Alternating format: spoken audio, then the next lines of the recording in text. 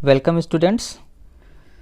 I am preparing this video to explain cardiac cycle and its regulation to you people. To start with cardiac cycle, let us consider few facts about the cardiac cycle and some important terminologies which are used to explain the cardiac cycle, or you can say different events of the cardiac cycle. Okay, and those are such as systole, diastole, isovolumic relaxation or isometric relaxation or contraction, and so on. So let us first we should know what is the cardiac cycle. Cardiac cycle is rhythmic contraction and relaxation of atria and ventricles, or you can say rhythmic contraction and relaxation of both atria and ventricles are considered as cardiac cycle. And there are different events in the cardiac cycle, and those can be defined as that are occurring from the beginning of one heartbeat to the beginning of the next heartbeat. Okay, so cardiac cycle can be defined as the events or series of the events which are occurring from the beginning of one heartbeat to the beginning of the next heartbeat. Okay, so cardiac cycle है क्या? In fact, cardiac cycle is a cycle which is consisting of a period of relaxation which is known as diastole, during which the heart fills with blood, followed by the period of contraction which is known as systole, during which heart ejects the blood. Okay, each cardiac cycle is initiated by spontaneous generation of an action potential in the SA node, which we have studied in previous online class. Okay, now what is heartbeat? So heartbeat can be defined as a regular contraction and relaxation of its atria and ventricles, producing heart sounds. The contraction of both atria and ventricles is known as systole, whereas relaxation of both atria and ventricle is known as diastole. During systole, pressure increases and volume decreases, whereas during diastole, pressure decreases and volume increases.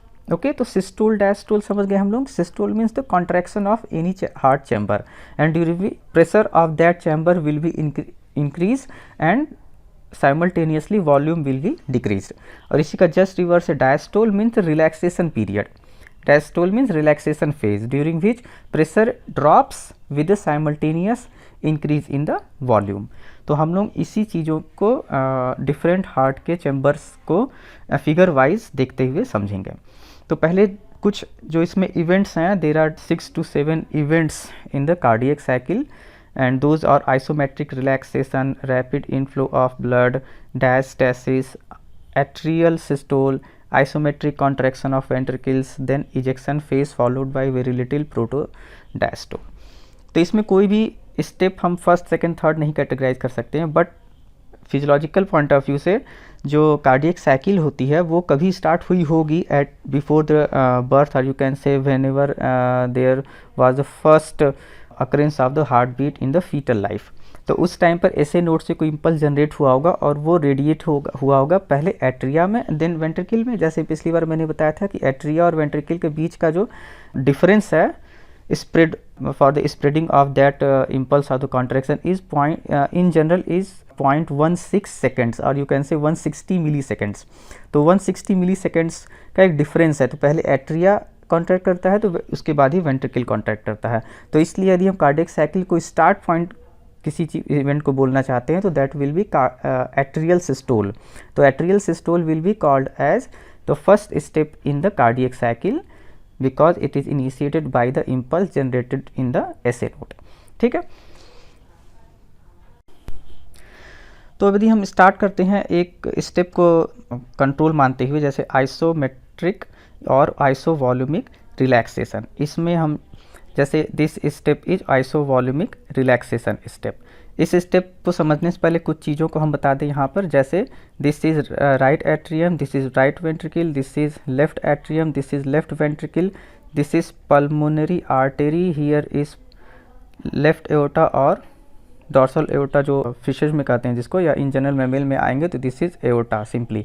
और इस ये जो right atrium है यहाँ से जो vena cava connect होता है, जिस जो कलेक्टिंग वेनस है, कलेक्टिंग एक ब्रांच की तरह काम करता है और बहुत सारा ब्लड इसके थ्रू यहाँ पर एट्रियम में इनपुट होता है, कलेक्ट होता है. और फिर इसके बाद दूसरा कलेक्शन होता है पल्मोनरी वेन से। ठीक है, तो ये कुछ चीज़ें आपको बता दी गई हैं। तो अब ये जो आइसोवॉल्यूमिक रिलैक्सेशन फेज है, इससे स्टार्ट करते हैं। तो यहाँ पर देखिए दोनों ही वॉल्व, दोनों टाइप या तीनों टाइप जितनी वॉल्स हैं, टोटल 4 वॉल्स जो है वो सभी के सभी क्लोज है। Atrioventricular, both atrioventricular valves are closed and pulmonary arterial wall and aortic valves are closed, means semilunar valves and bicuspid and tricuspid valves are closed at this position।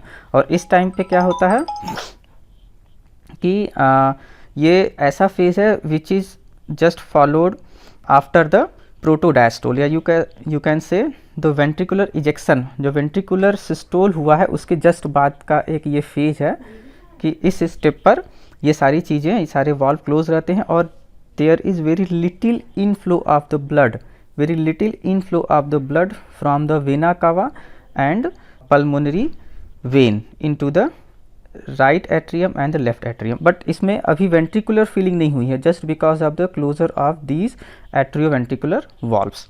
इसके बाद का जो फेज़ है, और ये फेज़ जो है आइसोवॉल्यूमिक रिलैक्सेशन का जो फेज़ है वो 0.08 सेकेंड का होता है। अब ये आइसोवॉल्यूमिक क्यों है, हम जब वेंट्रिकुलर इजेक्शन फेज बताएंगे तो उसके बाद इसको फिर से एक्सप्लेन करेंगे why this step is known as isovolumic relaxation.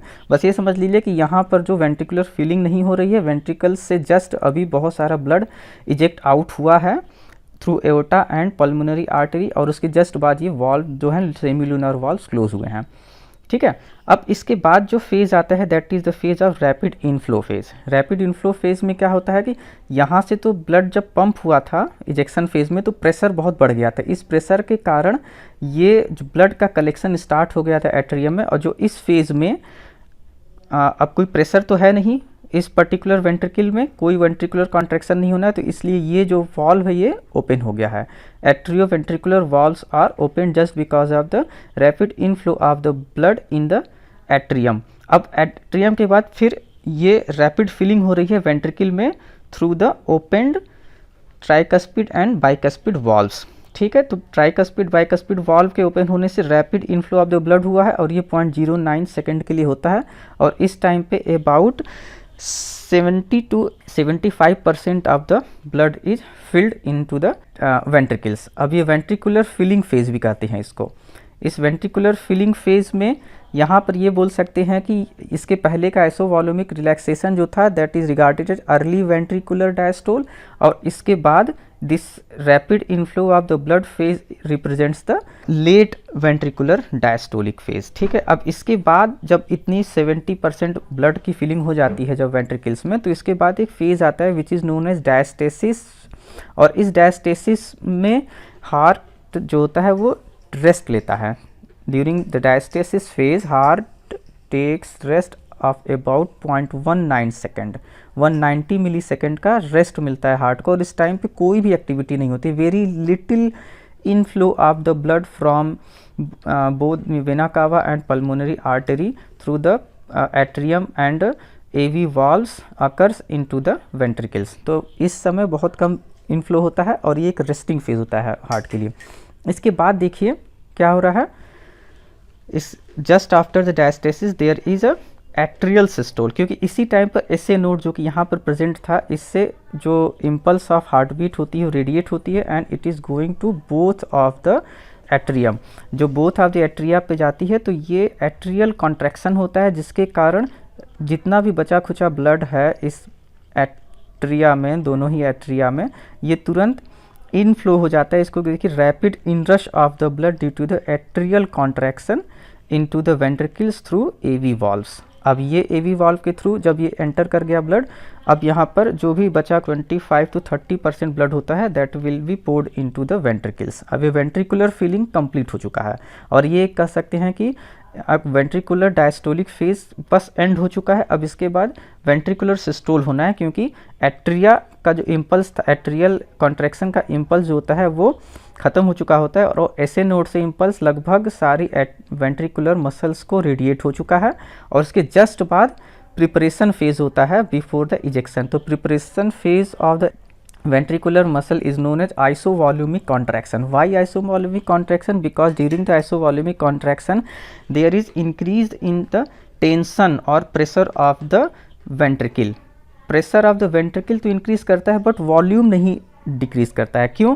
क्योंकि अभी ये जो मायोकार्डियल फाइबर्स हैं इन वेंट्रिकल्स की, ये अभी प्रिपेयर हो रही है और बहुत टेंशन जनरेट हो रहा है, बट यहाँ पर अभी ट्विचिंग नहीं हुई है, मसल ट्विचिंग ऐसी नहीं हुई कि शॉर्टनिंग हुई और वॉल्यूम कम हुआ और प्रेशर बहुत तेज़ी से इंक्रीज करके ब्लड आगे की ओर इजेक्ट आउट हो गया, लेकिन ऐसा नहीं हुआ है। लेकिन इसके कारण एक प्रेशर जनरेट हुआ है जिसके कारण ये जो एवी वॉल्व है वो झटके से क्लोज हो जाता है।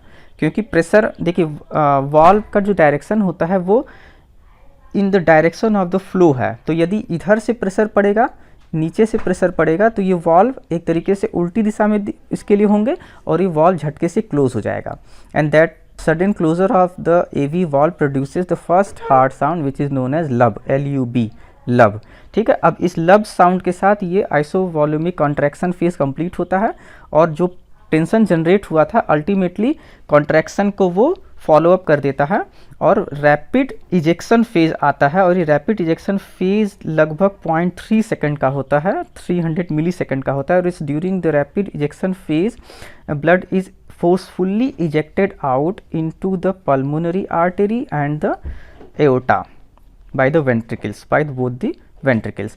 ये जो रैपिड इजेक्शन फेज है यहाँ पर अब शॉर्टनिंग ऑफ मसल फाइबर हो गया जिसके कारण बहुत तेज़ी से इस वेंट्रिकल का प्रेशर इंक्रीज होता है और इसका वॉल्यूम डिक्रीज होता है। ठीक है, और ये पूरा फेज जो है 300 मिली सेकेंड तक चलता है।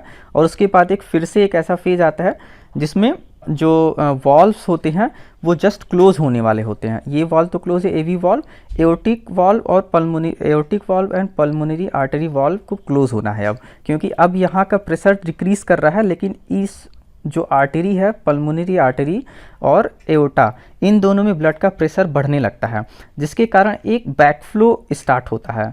क्योंकि यहाँ प्रेशर ज़्यादा है, यहाँ प्रेशर कम है, इसी तरह एओर्टा में प्रेशर ज़्यादा है और लेफ्ट वेंट्रिकल में कम है, तो क्या होगा, जब भी कोई चीज़ मूव करती है, फ्लूइड मूव करता है, तो हाई प्रेशर से लो प्रेशर डायरेक्शन में मूव करता है। ठीक है, तो यहाँ पर ये मूवमेंट होने ही वाला होता है, लेकिन उसके बीच में एक फेज़ आता है which is known as protodiastole. कभी कभी शॉर्ट नोट आता है प्रोटोडायस्टोल। तो protodiastole is just a intermediate transient event between the ejection phase and isovolumic relaxation phase. इस टाइम में क्या होता है कि ये वॉल्व तो खुला होता है लेकिन बैकफ्लो होने वाला ही होता है तब तक कि क्या होता है कि ये जो वॉल्व होते हैं, चूँकि यूनिडायरेक्शनल फ्लो को मेंटेन करना है, वॉल्व का जो डायरेक्शन है वो भी फ्लो के डायरेक्शन में है, तो जैसे ही प्रेशर पल्मोनरी आर्टरी और एओर्टा में बढ़ने लगता है तुरंत ये बंद हो जाता है, जिससे कि क्या होता है, ये जो ब्लड है ये इस वेंट्रिकल में रीफिल नहीं होने पाता है और यही पर्पस है वॉल्व का।